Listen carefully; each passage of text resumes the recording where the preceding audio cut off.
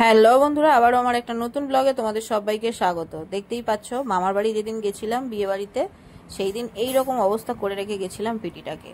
এবারে চলে এসেছি সেটাকে ঠিক করার জন্য।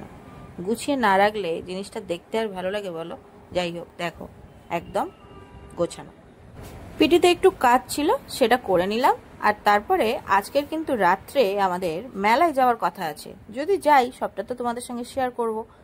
কিপারামপুরের মেলার আজকের 6 নম্বর দিন, আর আজকের আসছে দেবলীনা নন্দী।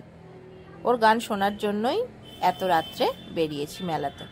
আর আজকের এতদিন পরে, মানে 6 দিনের মধ্যে মা একদিনও যায়নি, তো মাকে ওই জন্য নিয়ে যাচ্ছি মেলার মধ্যে। দেখতেই পাচ্ছ, মিমো আর মা আগে আগে যাচ্ছে আর আমি পিছনে। মায়ের পায়ের ব্যথাটা যখন থেকে বেড়েছে তারপর থেকে মা খুব একটা বাইরে বেরোতে চায় না। তো আজকে যেহেতু এই ফাংশনটা রয়েছে, বললাম যে চলুন না যাই, তো দেখলাম রাজি হয়ে গেল, আর তাই নিয়ে আসা। তবে ভয়ে ভয়ে আছি, কারণ বৃষ্টির মধ্যে দেখো কিরকম জল জমে কাদা হয়ে আছে আর স্লিপ হয়ে আছে। তাই মাকে বারবার বলছি যে আপনি দেখে দেখে আস্তে আস্তে যান, কারণ দেখো এটা আমি জোর করে নিয়ে এসেছি। আর এখানে দেখো মন্দিরা দাঁড়িয়ে আছে, আমি কি জুতো পরে এসেছি সেটা দেখে হাসাহাসি করছে। বাড়ির যে জুতো, সেই জুতো, মানে নর্মাল যে জুতো পরি সেই জুতো পরেই চলে এসেছি। কি করব বলো, এই রকম কাদা হয়ে আছে, সেখানে ভালো জুতো পরে কি করব। আর যাই হোক, এখানে চলে এসেছি। আর দেবলীনা নন্দী স্টেজে উঠেই গেছে। মন্দিরার বক্তব্য হচ্ছে দেবলীনা নন্দী নাকি শুধু ঘুম পাড়ানো গান গায়, বাট আমাদের এই মেলাতে কিন্তু দেবলীনা নন্দী সেটা প্রমাণ করেছে যে না, দেবলীনা নন্দী নাচাতেও পারে। আসলে মন্দিরাদের ওখানে দেবলীনা নন্দী স্টেজে উঠেছিল প্রায় ধরে রাখো রাত 2-2:30-টের পরে।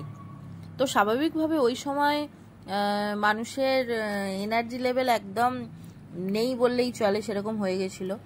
আর দেবলীনা নন্দীর মেন যে গানগুলো, সেগুলো সবকটাই একটু স্লো মোশনের গান। তো সেগুলো নিজের গানগুলো তো আগে দিয়ে শুরু করবে, তাই তো। তো সেই জন্য সবার মনে হয়েছিল যে এই গান শুনলে একদমই ঘুমিয়ে পড়বো। তো যাই হোক, এখানে কিন্তু সেটা হয়নি। ওই দিন মেলায় তৃষার সঙ্গেও দেখা হয়েছিল, আর আমার পার্সটা মন্দিরার হাতে ছিল। এখানে দেখো চেনটা খোলা, মন্দিরা বলছে সব টাকা হয়তো আপনার পড়ে গেছে। আমি বললাম না, ওই পার্সের ওই চেনটাতে আমার টাকা থাকে না। তো যাই হোক, ওরা এখন মন্দিরা যখন ওরকম করে দেখাচ্ছে, তৃষা বলছে যে তোমার হাতে তো নেল আর্ট নেই, তুমি ওরকম ভাবে কেন দেখাচ্ছ। তো যাই হোক, এরকম খুনসুটি তো আমাদের চলতেই থাকে। আর তারপরে কপিরাইটের চক্করে আমি কিন্তু কোনো রকম গান দিলাম না। কিন্তু দেবলীনা আমাদের কৃপারামপুরে যথেষ্ট নাচিয়েছে আমাদের সবাইকে, খুবই ভালো পারফরমেন্স করেছে। আর এখানে একটা আমাদের গ্রুপ ফটো দিয়ে দিলাম, দেখো আমরা ওই দিন কারা কারা ছিলাম। হ্যাঁ, যদিও এখানে মা নেই, মিমো নেই, মন্দিরা ছেলে নেই, কারণ ওদেরকে তো রাখা পসিবল না, আর মাকে একটা জায়গায় বসিয়ে দিয়েছিলাম, তো সেই জন্যে গ্রুপ ফটোতে ওরা নেই। তো হঠাৎ করেই যাওয়া, বাট বেশ ভালোই এনজয় করেছি সবাই মিলে। আর তারপরে তৃষার বক্তব্য, ম্যাম আমি আইসক্রিম খাওয়াবো। আর আইসক্রিম ও খাওয়াবে বলছে, না করব। তো সেই জন্যে আমি আইসক্রিমটা খেতে শুরু করলাম। তারপরে বাড়ি আসার পালা।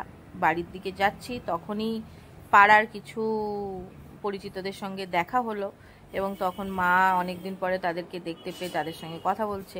আর এদিকে রিমো শুধু আমাকে বলছে তাড়াতাড়ি চলো তাড়াতাড়ি চলো, আর ভাল লাগছে না। তো যাই হোক, আজকে ব্লগটা এখানেই এন্ড করছি। কেমন লাগলো অবশ্যই জানিও। নেক্সট ব্লগে দেখা হচ্ছে, ততক্ষণ ভালো থেকো সবাই, টাটা।